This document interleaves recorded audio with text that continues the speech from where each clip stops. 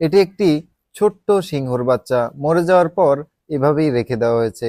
বিশাল দেহের এই বাঘটি মরে যাওয়ার পর এভাবেই এনে তাকে রেখে দেওয়া হয়েছে।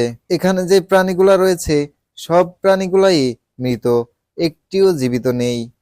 জাদুঘরে এটি হচ্ছে যেহেতু বের হয়, এই রাস্তা দিয়ে বের হয় এবং ওই রাস্তা হচ্ছে ঢোকার জন্য। তো আমরা দুইটার টিকিট নিয়েছি, এই নেন টিকিট, এই দুইটা। আমরা ভিতরে প্রবেশ করেই হাতের ডান পাশে দেখতে পারলাম বিশাল দেহের একটি তিমির কঙ্কাল। প্রথমে দেখে ভাবছিলাম এটি হয়তো কাঠ দিয়ে বানিয়ে রাখা হয়েছে, কিন্তু একটু পরে দেখলাম এটি আসল কঙ্কাল। তিমির কঙ্কাল কখনো দেখছো? না না, আগে কখনো দেখি নাই। ওকে, দেখে নাই। আমিও ফার্স্ট টাইম দেখলাম, সাফিয়াও দেখে নাই। দেখতে পাচ্ছ ভিতরে, ওয়াও। আপনি তো আগে ঘোরাইছিলেন। না, আমি এখানে জাদুঘরে আসিনি। এখানে দেখো, এটা হচ্ছে আমাদের দেশীয় একটি ময়ূর।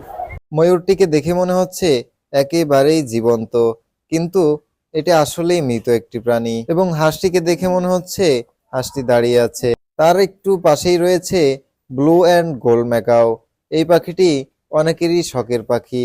তার পাশে রয়েছে একটি উল্লুক দেখা যাচ্ছে এবং অনেক কিছু পাখি। এখন একটি কুমির দেখা যাচ্ছে। এই কুমিরটি হচ্ছে ছোট কুমির, আকারে অনেক ছোট হয়। এই কুমিরগুলা সম্ভবত মিঠা পানিতে বসবাস করে।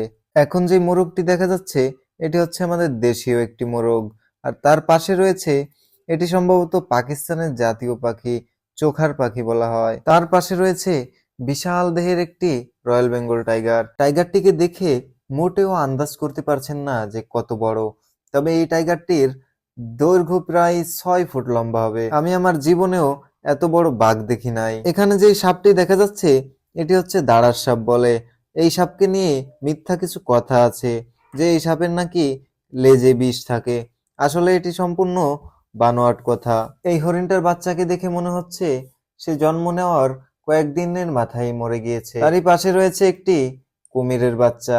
এই কুমিরের বাচ্চাটি হয়তো কয়েকদিন বয়স ছিল। তারই পাশে রয়েছে হিংস্র সিংহের বাচ্চা।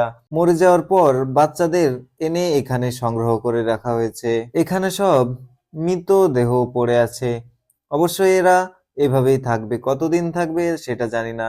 এই কাঁকড়াটির সাইজ অনেক বড় ছিল।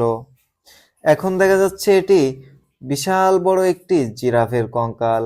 আসলে এটি এভাবেই রেখে দেওয়া হয়েছে, তার মরার পর তাকে এভাবে তার চামড়া সংগ্রহ করে এভাবে তার আসল রূপ ধারণ করা হয়েছে। এটি একটা শিম্পাঞ্জির মৃতদেহ।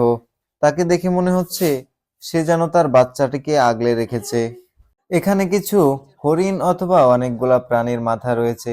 আর এইটা হচ্ছে জলহস্তির নিচের চোয়াল, অনেক বড় দেখতে। আর এটি হচ্ছে বিশাল বড় একটি মহিষের মাথা।